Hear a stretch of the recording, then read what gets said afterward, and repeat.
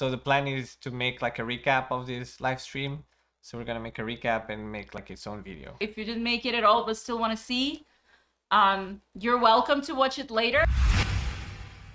The most common question, for whatever reason, that we got is where we're from and where we live. We live in Orlando, Florida.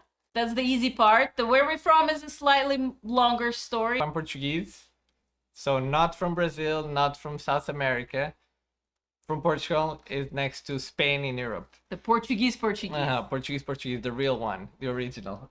And I'm way more complicated than that. My dad is American, my mom is from Russia, but I grew up in pretty much both of these countries and neither. I lived in the US, I lived in Russia, and I lived in France for a few years. I worked in the United Arab Emirates for a while. I have a sister who lives in London, so I used to go there quite all over the place. Quite a lot also. Yeah, exactly. So I'm from everywhere, nowhere really. I'm kind of a mutt.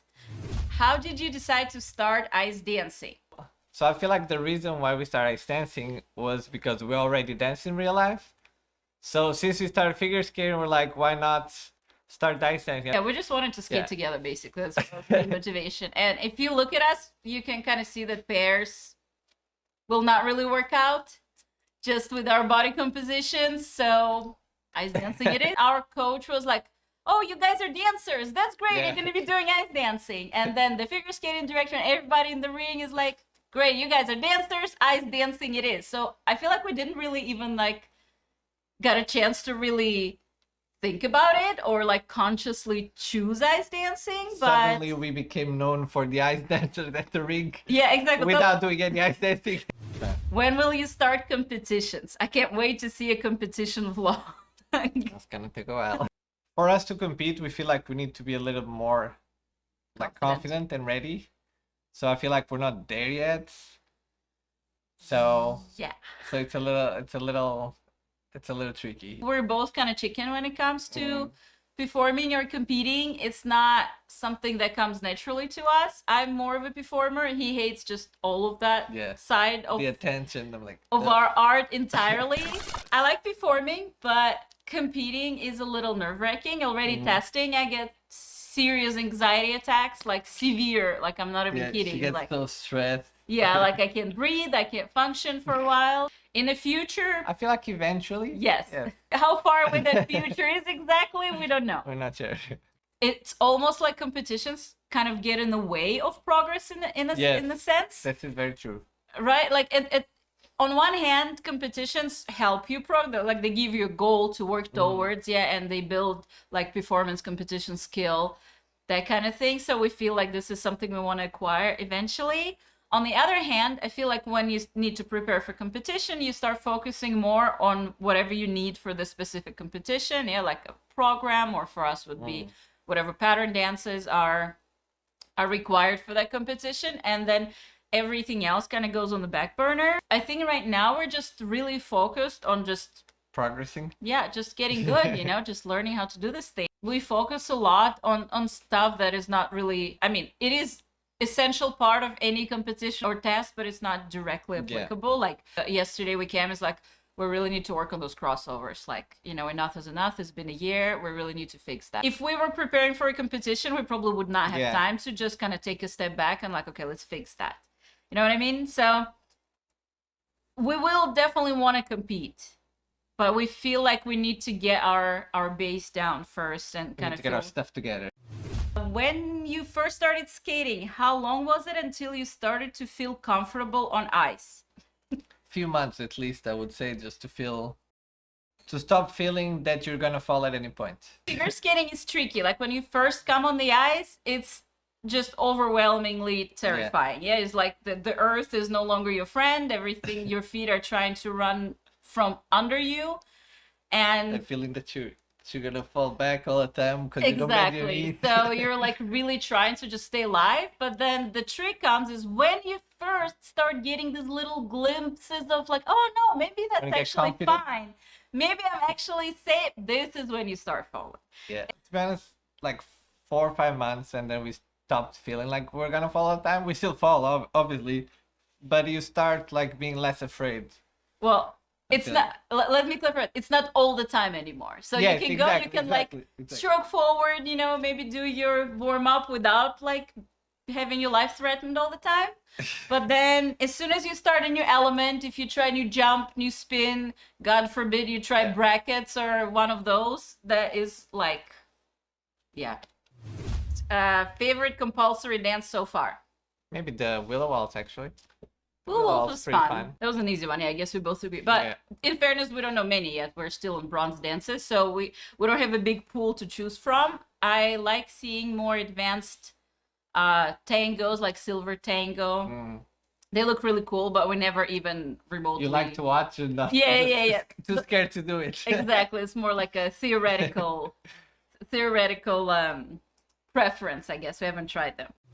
What made you want to start ice skating? It was all of her idea. This was nothing to do with me. No, you're She he's convinced me. blameless for that. Yeah, she convinced me to go and try, and then I guess we just stay with it. We were in the middle of a pandemic, obviously, and again, as you guys know, we're dancers as a profession.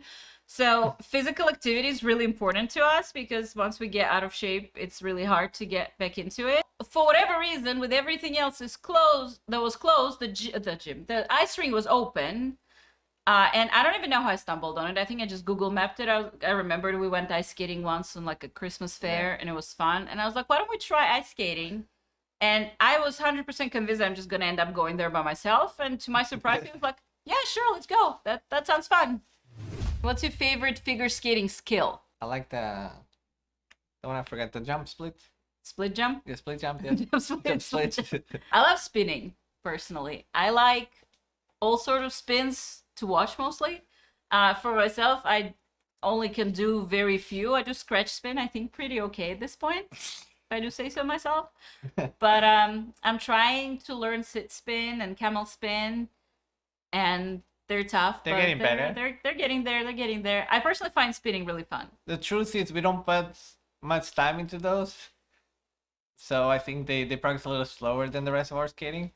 But lately, actually, we've been practicing more spins. And we started learning I don't know if you guys saw in our videos, we started learning partner spins. And those They're are way really harder. fun. They're way harder. And they have nothing to do with normal spins. They're like completely different principle, apparently, that I did not personally realize until we started trying them. But they're super fun, and I enjoy working on those. They're fun. They're fun. What's the end goal? So the tasks, we've been doing all of them. We hope to complete the whole The whole letter? the whole ladder. Yeah. I honestly don't know. When people ask us that, it's kind of tough, because if we were 7 years old, we'd say we want to go to the Olympics, you know. But Yeah. like, we're obviously not 7, so the chances of us ever going to Olympics or anywhere that serious are Gone. obviously very slim. No, like for now, to put I it feel, lightly. for now, I feel like we just want to get good. Exactly. I think we want to just kind of push it and see how Yeah. far we can go with it. I think that's the goal. How long do you ice skate, and how often do you train per week? So we usually do 3 times a week, sometimes 4, but we try to at least do 3 times a week. We try to do 2-3 hours, like every time we go for a public session. Plus, we do 1 private lesson for moves in the fields. Before we used to also do another private lesson, like a full hour for ice dancing. But now that Dimitri's gone, the past 2 weeks, we haven't done it. But we're hoping to try this new coach soon.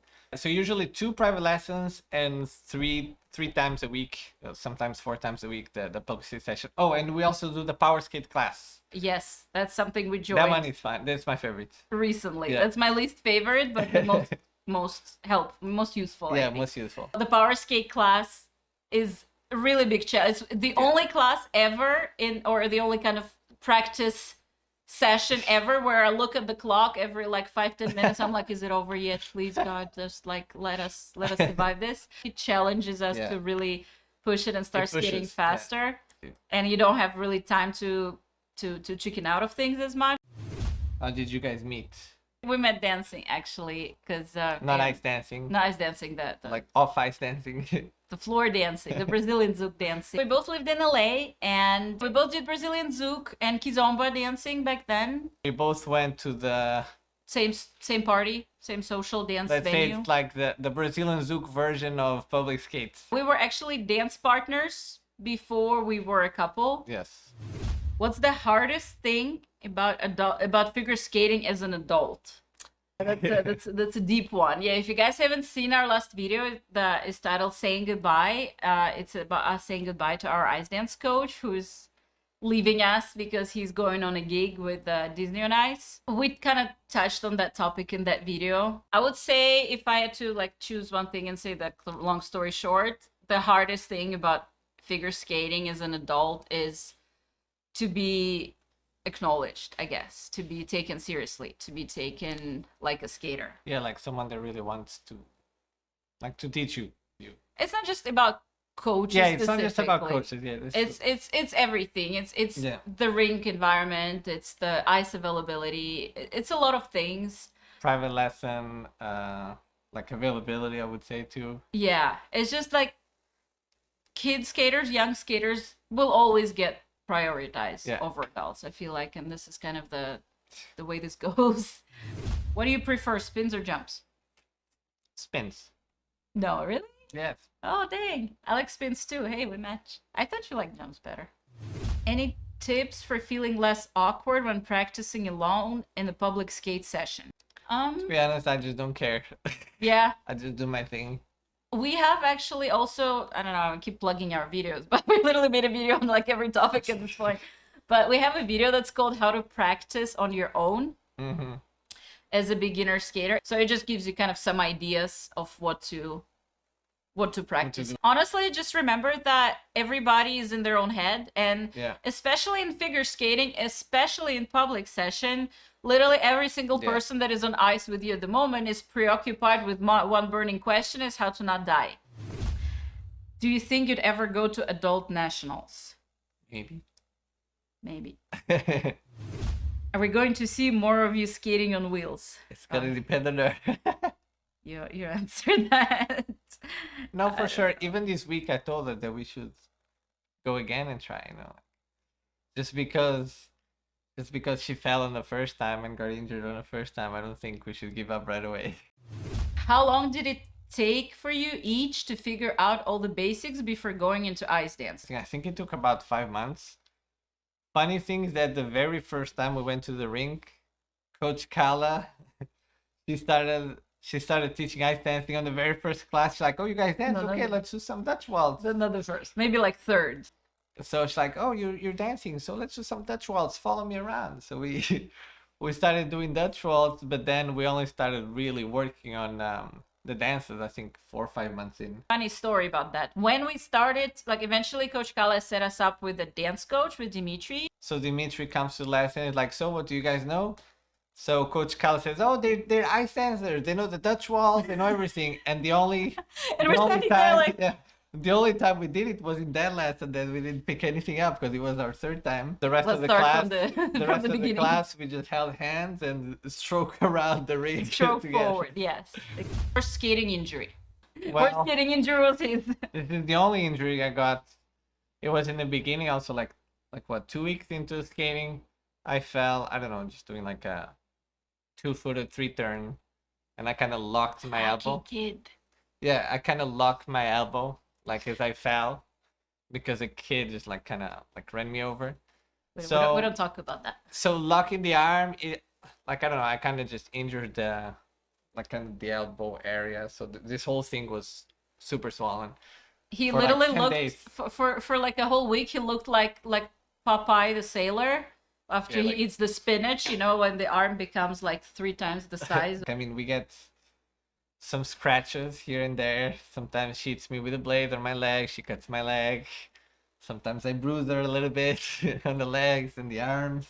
Drops me on the Yeah, ice. I drop her on the ice, but nothing too major yet happens.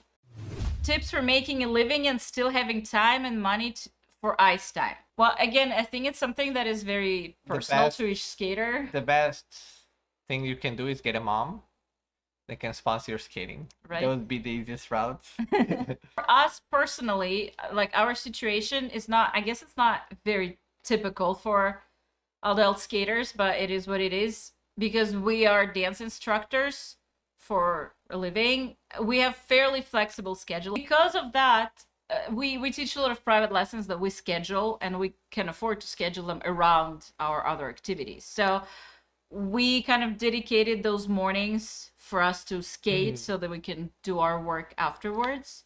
The tough part for us, though, that is not as much of a problem for most adult skaters as it is for us, is most of our work, because of its specific, happens in the evenings and late nights. And sometimes we work till midnight, till 2 a.m. These are normal situations for us. And then power skates at 10 a.m. the next day. And power skate starts at 10 a.m. the next day. People, I know everybody always laughs at us when we say like, "Oh, that's so early." Everybody's like, "Are you serious? I go to skate at like 6 a.m. every morning." Well, for us, 6 a.m. is like unthinkable. It's like that would be impossible. We would be skating on like 2 hours of sleep, pretty much. If you're not subscribed yet, please do. We appreciate it, and I think it will help all of us in the long run to work together to grow this. But meanwhile, the Instagram is Ice Ice Baddies with _ between every word. All right, you guys. Thank you so much for joining. We loved having you here, and as always, we'll see you next week. All right, guys.